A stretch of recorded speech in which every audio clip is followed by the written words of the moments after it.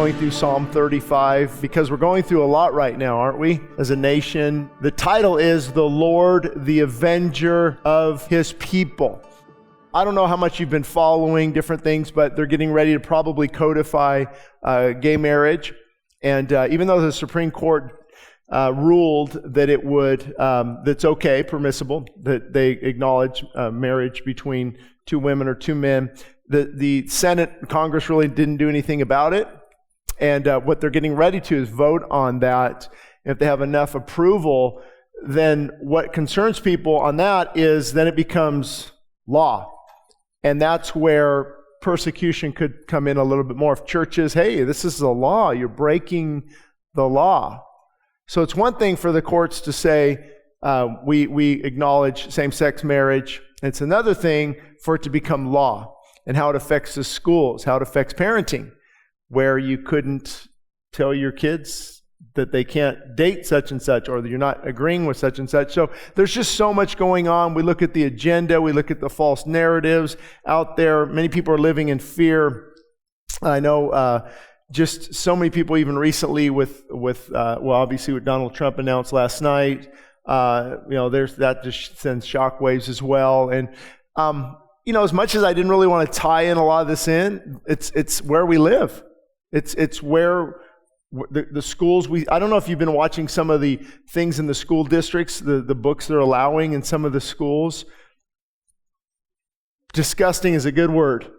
And how did this happen? And you can get so frustrated, especially, when you're pastoring or ministering, you see you're putting in all this effort, and then for every step forward, it seems like there's steps back. But I believe as a church, praying and making a difference through God and His sovereignty, I truly believe that God can tilt the scale back in the other direction. You look at, I don't know how many of you knew this, but Carrie Lake was not a Christian years ago, a Buddhist, a very active feminist. And look at where she's changed. Same with Tulsi, her last name out of Gabbard, from Hawaii. And again, not that these things I'm not trying to be political, but I am trying to show you how leadership matters and the direction of our country. Now we can see that this is a big deal when you're indoctrinating children and really perverting them, and child abuse, mental child abuse, and the sex education they're trying to push, and transgenderism and transitioning for kids to transition at 12 years old, and being able to change your sex, which actually it's not possible. They live with pretty terrible ramifications for the rest of their life. You can't switch that order. And then now if you say that, you're a homophobe or you hate people. And when did love become hate speech? And so there's a righteous indignation. There's a Lord, hello, would you avenge your people? And that's why I like Psalm 35. We're getting there at some point. But if you have your Bibles, you can turn to Psalm 35. What I like to do with Psalms is meditate on them, kind of saturate your mind on them, because how it works, at least for me, it's not like reading a book. Say, okay, I got through it this week. Today I did my reading, my 6 chapters, and you check it off. But for me, I like to just stop sometimes and really contemplate and really meditate. That's what that word in the Hebrew, when it talks about meditating on the word of God, blessed is the man who walketh not in the counsel of the ungodly, nor stand in the seat or stand in the way of sinners, sit in the seat of the scornful. But his delight is in the law of the Lord, and in it he meditates. It's not just reading, it's pondering, it's contemplating, chewing on it. And as you chew on food, that it becomes digestible. And that's what reading the Bible is to be for us. It's a time where we refocus and reevaluate. And so it was David going through a difficult season. So he said, I plead my cause. I plead my cause, O Lord. It's okay to be honest with God. I get a little frustrated sometimes. I tell him, I'm a little ticked off right now. What's going on here? And Lord, I plead my cause with those who strive with me. They fight against me. Those who fight against me, they take hold of shield and buckler. And those terms, a shield was something that you would, block, of course, and then a buckler was a large shield that you could actually hide behind. And that's why the Bible talks about the Lord being a shield and a buckler. We don't really understand it, but they understood it perfectly then, because you would get behind him and he would be your shield. You would hide behind him, your buckler. And so he goes on to say, and stand up, Lord, take hold of my shield and my buckler. He's saying, Lord, would you be my protection? You take my shield, because if you take it, nobody's going to take that from you. You hold me in place. And then stand up for me for my help, because ultimately nobody is going to stand up for you like God can. You don't trust in your church, don't trust in me, don't trust in the church at large. I think we can see that now. You're going to have to ask God to stand up for you. Lord, fight on my behalf, because he's the only one that will never leave you, never forsake you. Also, draw out the spear and stop those who pursue me. Say to my soul, I am your salvation. Basically, Lord, remind me how good you are. Remind me that you're my salvation, you're my strength, you're my comfort. Grab hold of my sword and throw it at my enemies and take revenge upon them, because I can do nothing. David realized, as should we, that without God's help, I don't have a lot of confidence in anything at all. Many of you saw in the news that big crypto company that just went under. And so many people had life savings and trusting in this and just gone, and trusting in the election that just happened. The red wave came to a ripple. And so many people are distraught. And today I answered this question and said, you've got to start trusting in God. His sovereignty is your sanity. He knows what's best. And so he goes on to say, let those be put to shame and brought to dishonor. Something back in David's time, especially Bible times, dishonor was huge. And it still is in China and places like that where there's honor. Your name means a lot, your character. And that's why with contracts, they wouldn't use that a lot in the Middle East. It would be a blood covenant or a contract, or my word is my honor. And people would really uphold their word above anything else. I've shared before many times with you guys. I remember when my dad signed his first contract with the city of Palmdale. I think it was the 1980s. We drilled retention basins and put in these big dry wells for storm drains and different things. And that was the first time he'd ever, in 12 years of business, never signed a contract.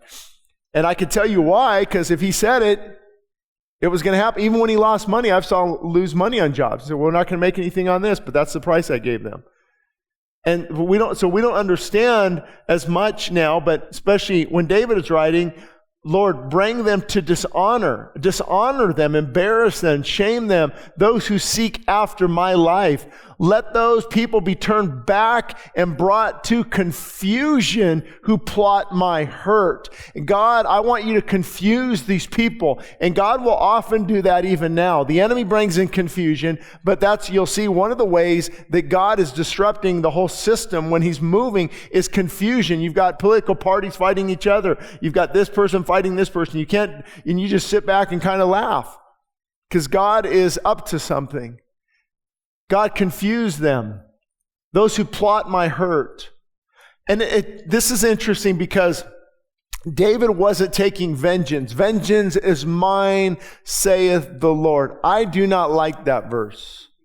Because some of you remember old school? What would you do? Vengeance is mine, saith me. I'm going to get them back. I'm going to slander. I mean, I just showed Abram, I think you and Tim, I just showed, these websites out there calling me false prophets and stuff. And I want to go on and get our attorneys on them. And it's just like, avenge them. It's just so ridiculous. And I want to go get them. And Lord, let me fix this. But that really, it's number one, it's the wrong spirit.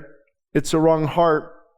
God wants me to love them first, pray for them, and then when he avenges, it's very, very clean and quick often, and he will. I've had him just remove people completely that were poking fun at me weekly and doing these things, and never hear from them again. I don't know what happened to them. Maybe God got to them and showed them, hey, leave this guy alone. Please, God, go fight my battles. Let them be like chaff before the wind. And if you've ever farmed or have worked in the field, you know that the chaff is what blows away, and the husk, the wheat that they would use would fall to the ground. And so basically, Lord, blow them away, get them out of my life and away from me. And let the angel of the Lord chase them. And here we see another interesting calling in of the angel of the Lord, or the angel of the Lord's army, or that's where we get the word guardian angel sometimes from. And it's actually pretty biblical to have angelic beings fight on your behalf, biblically speaking.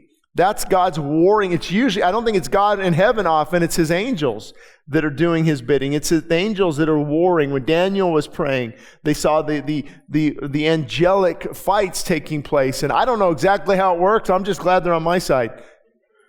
But he's asking, Lord, let the angel of the Lord chase them.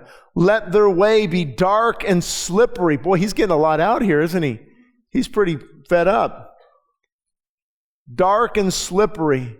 In other words, they can't see what they're doing. Nothing is taking footing. Nothing is holding. They're falling upon themselves. And let the angel of the Lord pursue them, for without cause. That's one thing the Bible was clear on often, that without cause, that's someone you're persecuting or punishing the innocent. And the Bible has a lot to say about that. God even says, I hate hands that shed innocent blood. And when the children of Israel, they began to give their children over to Molech, it was a hot idol. This metal idol the arms were like glowing. It was searing hot, and they would sacrifice their children on these hot arms of Molech. And God would say, what you're doing has not even entered my mind. You're doing things that are so evil and debased that it's never even entered my mind. And so without cause, they have hidden their net for me. In other words, it's talking about like how you would catch a bird or how you would catch an animal. Their trickery, their deceit. They're trying to stop certain people from doing God's will. For without a cause, they have no cause against me. They want to put me in a pit, which they have dug without cause. Again, see? For my life. When the innocent goes before God and pleads his case, God listens. God listens to the cries of the innocent. He is their avenger. He is the one who will see them through. Sometimes, though, things get more difficult. Sometimes things get more challenging. That's what I was thinking about when you heard, I don't know how many of you heard Sister Sarah's testimony. Listen to it on YouTube if you can. Saturday, I think it was November 5th. And the whole time sitting there going, how did she put up with that for so long? To be in a Chinese prison there's no reason for her to be in there other than she wasn't following what the Chinese mandated a Christian, not really Christian, but churches should teach and what they should say. She was telling people what the Bible said. And so she was pleading her cause month after month. Let destruction come upon him unexpectedly, and let his net that he has hidden to catch me, let it catch himself. Into that very destruction, let him fall. And you see also when we get into Esther, the man who built the gallows, Haman built these gallows, this huge place to hang Mordecai. Because the Jew, he goes, I'm going to hang him from these. And God reversed the plan.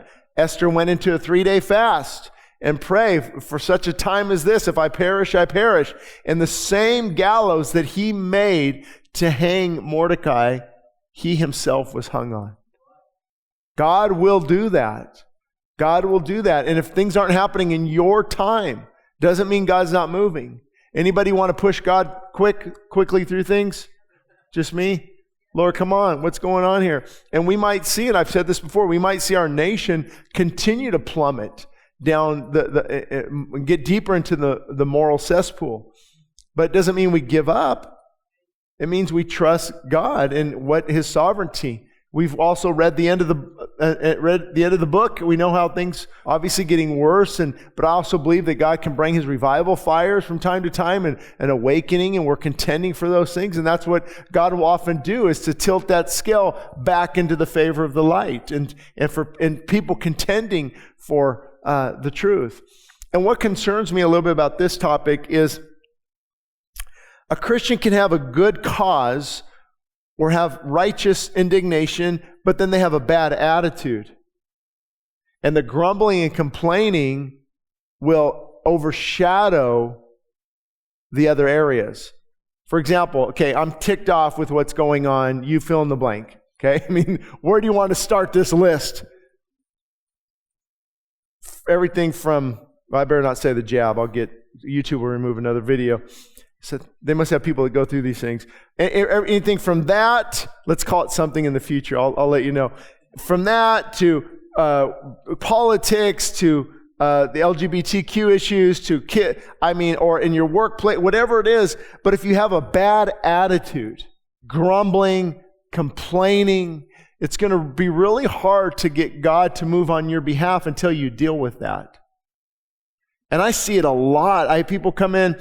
It's actually sad. It really is. I leave sometimes. I'm just, Lord, I don't know what to do. And they come in the prayer room and you can just tell they're ticked off. Yeah, but. I know, yeah, but. Their attitude's wrong. I'm just telling you because I love you. If anybody can have a critical attitude, it's me. I know. I've struggled with it daily sometimes. Oh, and you just get cynical, you get negative. You watch the polls and you see Herschel Walker. And you watch what's going on, you're like, oh, God help me. What is going on here? But the attitude, that's what tilts the scale. Because I can have a right cause but a wrong attitude, and I have to deal with my attitude first. So if God has been convicting you about a critical heart, an overbearing heart, a fearful heart, always conspiracy theories, unfearful and always down and always being negative, I would encourage you to repent of that and change that and allow the fruit of the Spirit, the Holy Spirit, to come in and fill you with love and joy and peace and contentment and gentleness and kindness, because that's how you make a difference. I was asked today, I don't know how many of you heard of Victor Marx. Somehow I end up on his podcast today. And we were talking about this very topic on, pastors that are not saying anything, or Christians who are getting bitter and resentful, and we're angry, but we're not humble. God doesn't bless anger. He blesses humility, and then from that can come righteous indignation. Because what I do and what you do, it comes often from anger. Correct?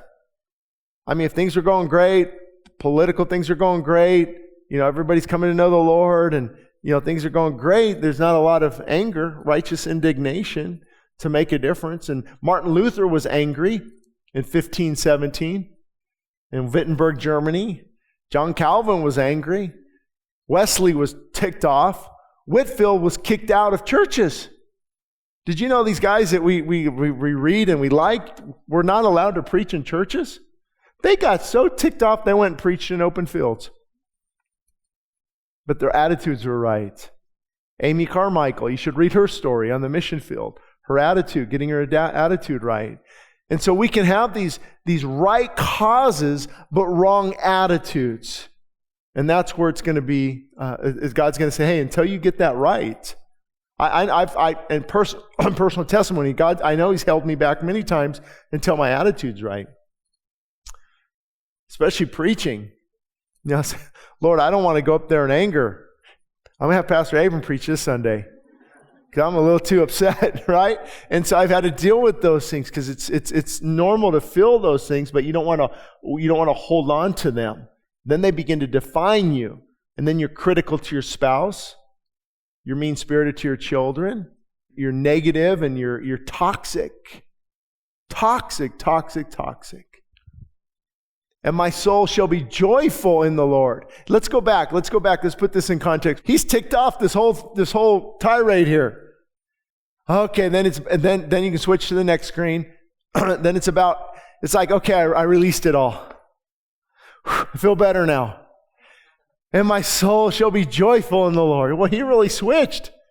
But see, that's how it works with praying and meditating. You let God you throw up, basically, verbally. You let God, Lord, here's how I'm feeling. Here's what I'm going through. Here's the challenges. I don't understand. I don't know what to do. Would you avenge them? Would you be my rear guard? Would you be my protection? I don't know what to deal with these jokers that are putting me down or these people coming against us. God, I don't know what to do. And after you get that out and God begins to rebuild you from the inside out and redefine your thinking and get you on the right path, then the joy will follow. The joy of the Lord. David goes on to say, the joy of the Lord is my strength. The joy of the Lord is my strong tower. The joy of the Lord is my buckler that I hide behind there. There's something about when somebody has the joy of the Lord, it's pretty hard to put out their fire. And my soul shall be joyful in the Lord. And I also, this could get real creative because how we read these, often if you look at the Hebrew, exactly the Hebrew layout of the sentence structure and different things, sometimes they're saying things a little bit differently. And it's almost like he's commanding himself.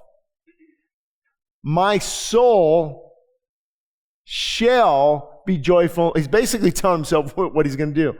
It's like, Shane, you're going to be filled with joy towards the Lord. I'm telling myself, flesh, shut your mouth.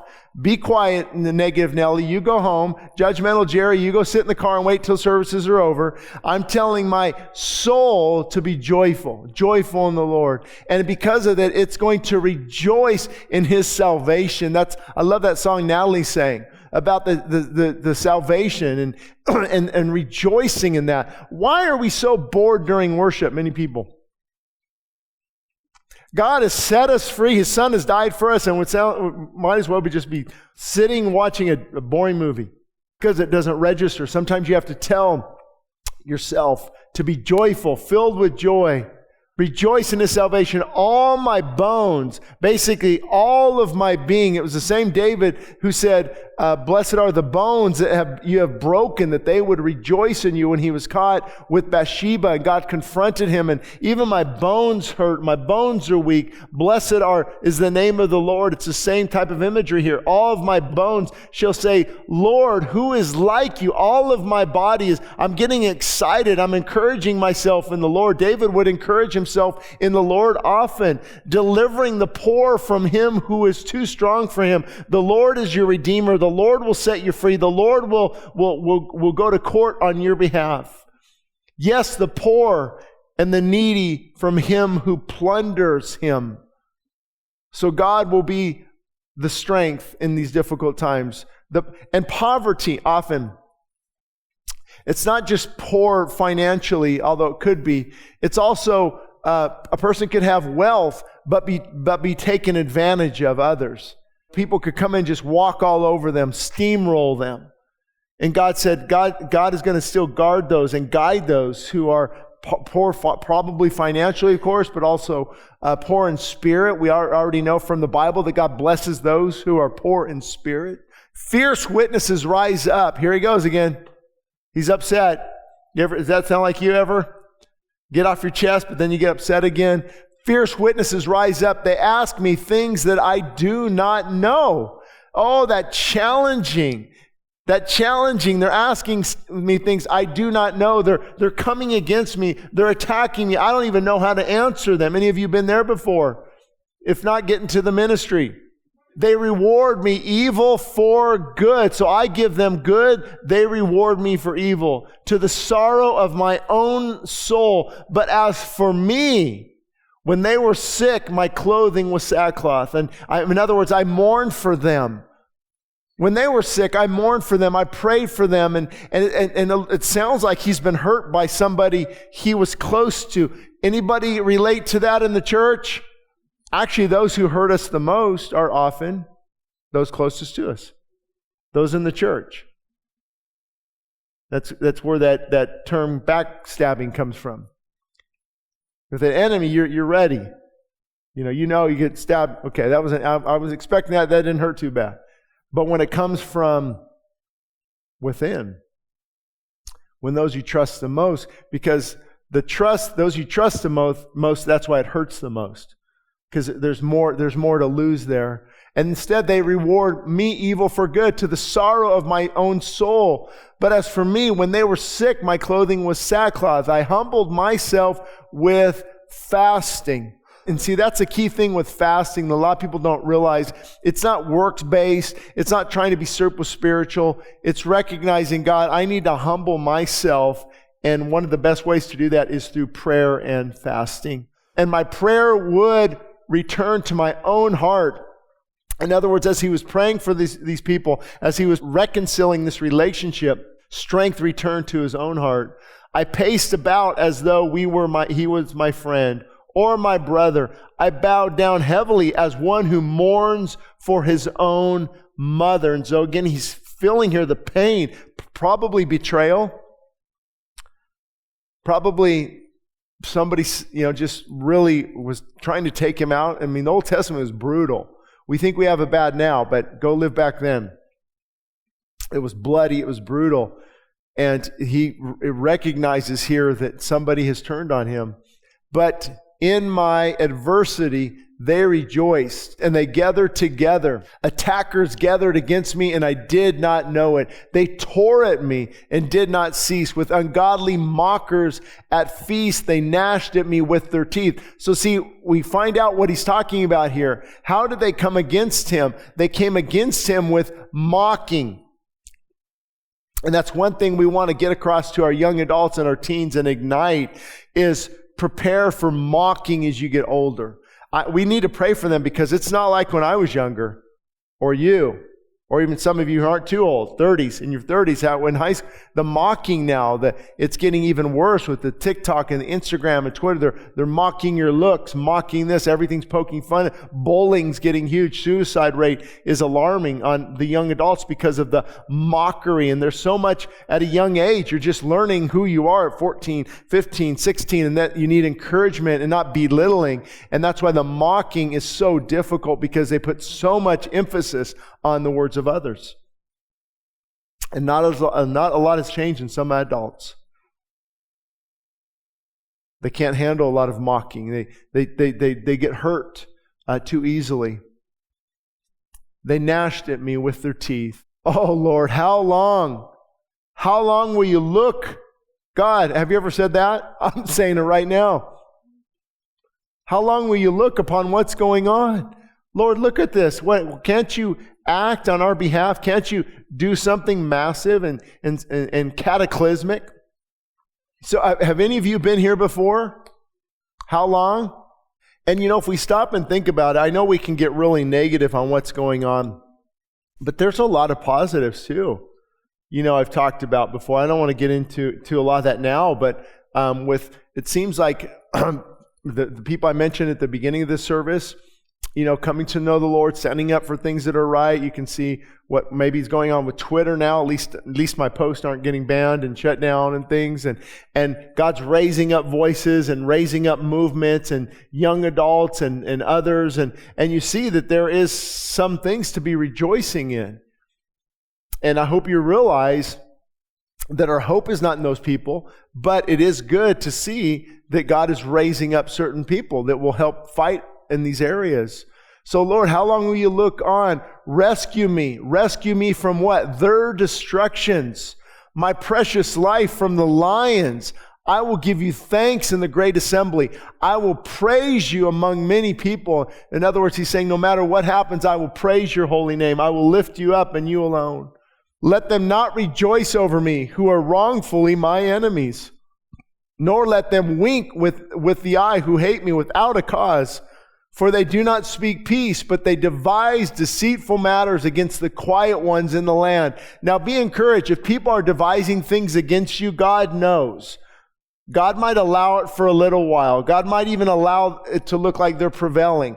God might even maybe have them think that he's not doing anything, and you feel the pressure of this. But in the end, God will get the last laugh. God is the avenger of his people. God is working behind the scenes. And that's why it's so important to keep the right attitude, to keep the right focus, to keep persevering until we see that through. But they devise deceitful matters against the quiet ones in the land.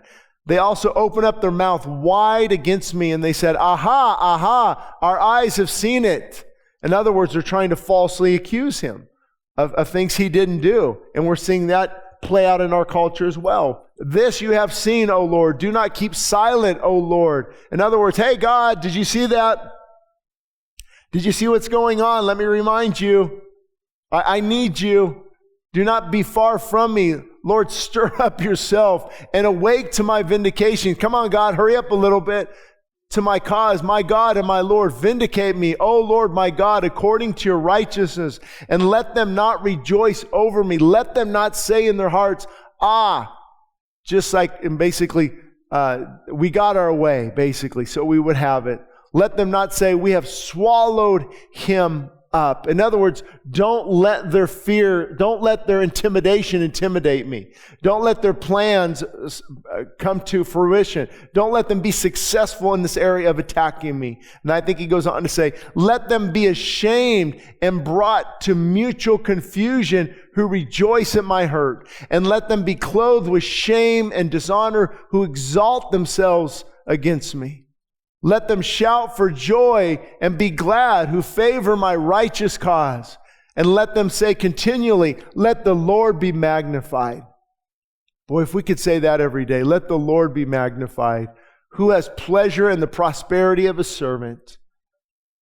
Did you know that's biblical? God has pleasure in the prosperity of his servant. But for just a minute, remove the dollar signs. That word has a much fuller meaning. The Lord takes pleasure in seeing his servants flourish, or their children prosper, or what he does have significant results, have fruit. It's not necessarily bling bling. But I believe also God will bless his people financially from time to time too. It's a whole nother teaching, of course, but that prosperity is God's people are prosperous. Their children are honor. Even though there's difficulties and challenges, the kids are raised in a godly home, and there's favor upon their life. Have you ever had the favor of God? It's amazing when you have the favor of God. Again, doesn't mean life is perfect, but there's a prosperity there that what you're doing has benefits and there's fruit, and it's very rewarding. And he said, my tongue shall speak of your righteousness and of your praise all the day long. And that's what I want to challenge you with tonight. Even maybe for some of you beginning tonight, but wake up in the morning, and my tongue shall speak of your righteousness, how good you are, Lord, and praise you all the day long, and start to push out the negative with the positive.